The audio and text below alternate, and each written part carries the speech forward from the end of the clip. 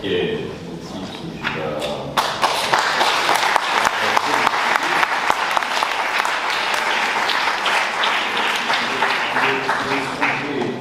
faut-il du silence pour comprendre les mots, mots, M-A-U-I.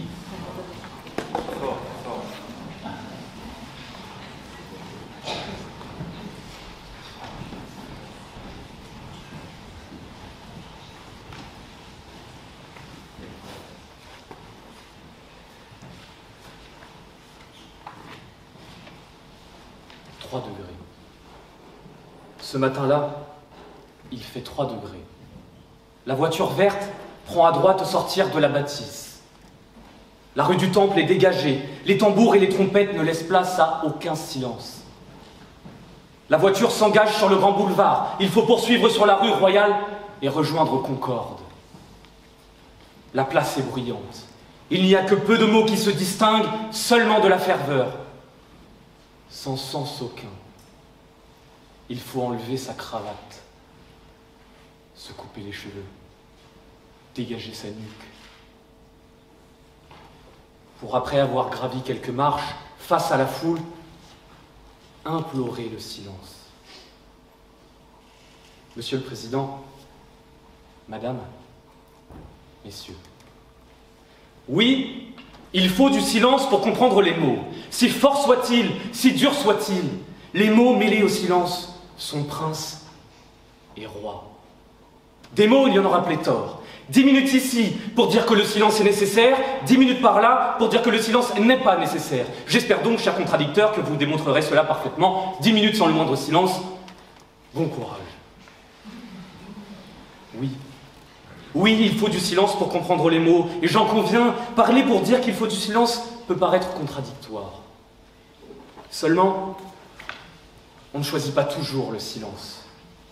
Au risque de décevoir, il y a un prérequis qui convoque le silence, la respiration. Si vous ne respirez pas, vous mourrez. Et si, je vous assure. Je vous enjoins donc de respirer. Dire qu'il ne faut pas de silence pour comprendre le mal, c'est dire l'impossible, puisque tout est rythmé par le silence. Des silences, il en existe tellement. Le silence avant les premiers cris d'un nouveau-né.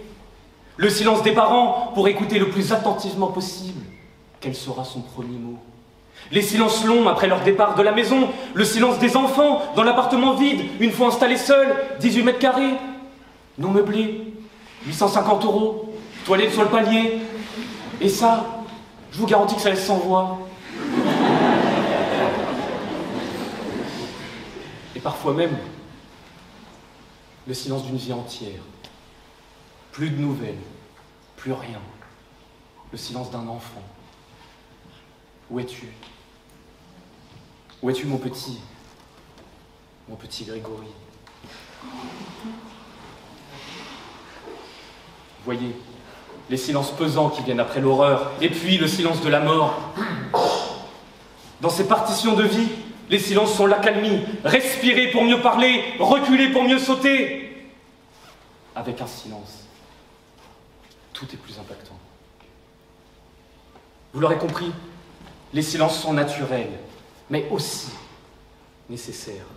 Sans silence, les mots n'ont pas de sens. Ce qui n'a pas de sens est incompréhensible. Le préliminaire à la compréhension des mots M-A-U-X est d'abord fonction de la manière de délivrer les mots M-O-T-S. Et c'est surtout pour ça qu'on a inventé la ponctuation. D'ailleurs, depuis tout petit, j'ai une passion pour les virgules. Virgule mal placée est silence raté. Convenez avec moi, Monsieur le Président, qu'il est déférent de dire « il a raté son année ». C'est un imbécile. Comme vous, je pense qu'il va recroiser le doyen en amphi l'année prochaine. Et il a raté son année. C'est un imbécile comme vous. Et je pense qu'il va recroiser le doyen en amphi l'année prochaine. Vous ne voudriez quand même pas manquer de respect par inadvertance, tout ça pour une virgule. Soyez passionnés par la virgule. Vive la virgule. Vous voyez, ce sont des micro-silences qui ont toute leur importance. La langue entière repose sur ces signes. Chaque point, virgule, point, virgule, est la marque même d'un silence qui, s'il n'existe pas, peut vous mener tout droit en prison. Votre père ou votre mère dira « À table, on mange les enfants ». Un cannibale du Texas dira « À table, on mange les enfants ». Et ça, Monsieur le Président, c'est 30 ans de réclusion criminelle. 1 virgule, c'est gratuit. Ça peut sauver des vies. Ponctuation, tous éduqués, tous concernés.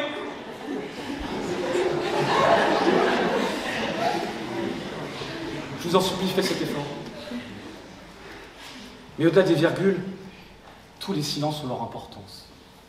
Le silence permet de comprendre les mots et donc le mal. Mais il est vrai que certaines fois le mal ne parle pas, qu'il faut donc comprendre en faisant l'effort d'être silencieux.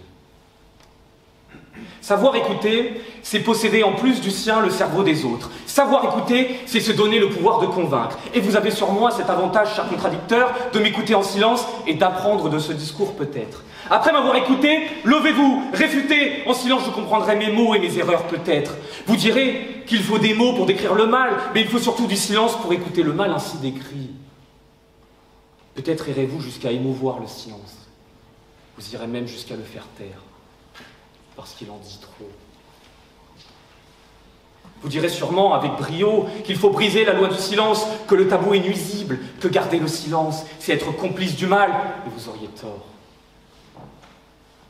Vous auriez tort parce que le tabou existe du fait de ceux qui refusent d'écouter en silence, qui découragent ceux qui tentent de parler du mal qu'ils ont à subir. Mais peut-on décourager tout ce qui a à souffrir du mal? Peut-on décourager une planète, un environnement, un écosystème? N'est-ce pas une triste chose de songer que la nature parle et que le genre humain n'écoute pas?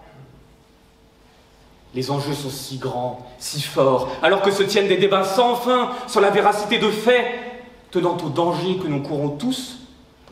Pourquoi ne pas rester silencieux, comprendre et mieux agir?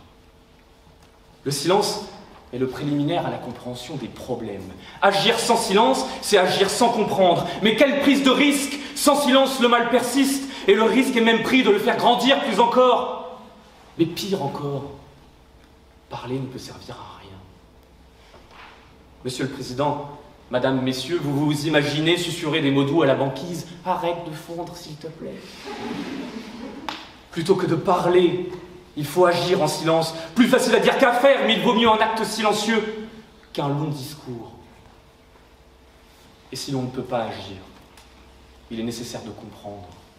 Comprendre, c'est observer en silence, faire le constat qu'il y a sur cette planète nombre de problèmes. Dialogue de sourds entre un homme et une planète, dialogue de sourds entre républicains et royalistes, dialogue de sourds entre un ministre de la Justice et les acteurs de la justice. Un point commun: jamais de silence, jamais de solution.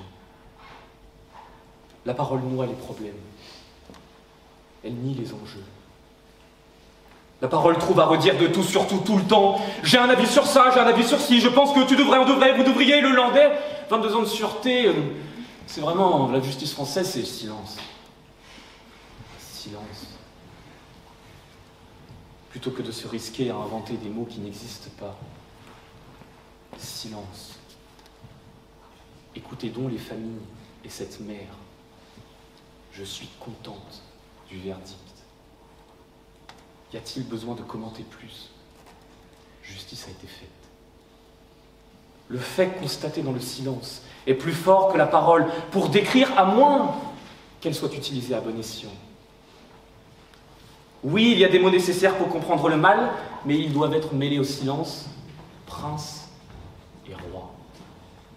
Qui de mieux que Charlie Chaplin pour l'illustrer? Roi du silence qui a su se faire prince de la parole. Le dictateur, 2 heures de film et une prise de parole. 1h57 pour mimer l'absurde, la bêtise et faire le constat du cynisme et du mal. 3 minutes de parole pour dire que la solution est toute trouvée, que les hommes se trompent, que l'avidité a empoisonné l'esprit des hommes, a barricadé le monde dans la haine, nous a fait sombrer dans la misère et les effusions de sang. Ce constat ne l'a-t-il pas fait seul, dans le silence, pour délivrer des mots plus justes encore, pour décrire le véritable mal? Ces mots sont ceux d'un homme qui a décidé de dédier sa vie au silence, parce qu'il savait Il savait que ses prises de parole seraient plus précieuses encore. La parole doit rester rare, se construire en silence pour être plus lourde de sens, pour mieux permettre de comprendre le mal. Et sur cette place de la Concorde, il y fait toujours 3 degrés. L'échafaud peint de rouge est petit. Les marches sont d'un bois flexible qui ne demande qu'à se tordre. Le pas est lourd. Face à la foule sur l'échafaud, Louis XVI n'est plus roi. Il est citoyen. Les tambours résonnent, les sons des trompettes retentissent. La foule crie plus fort encore que l'idée de la mort qui résonne dans sa tête. Silence. Il n'y a plus à implorer, seulement à parler. Je meurs innocent de tous les crimes qu'on m'impute. Je pardonne aux auteurs de ma mort. Pas le temps de terminer. Les tambours recommencent à trembler. À contretemps, les « à mort » reprennent. La rupture du silence par la foule sonne la fin d'un discours. Les mains ligotées, le corps allongé sur une planche. Vivre de richesse, mourir de précarité. Une lame aiguisée pour changer d'épopée. Tranche!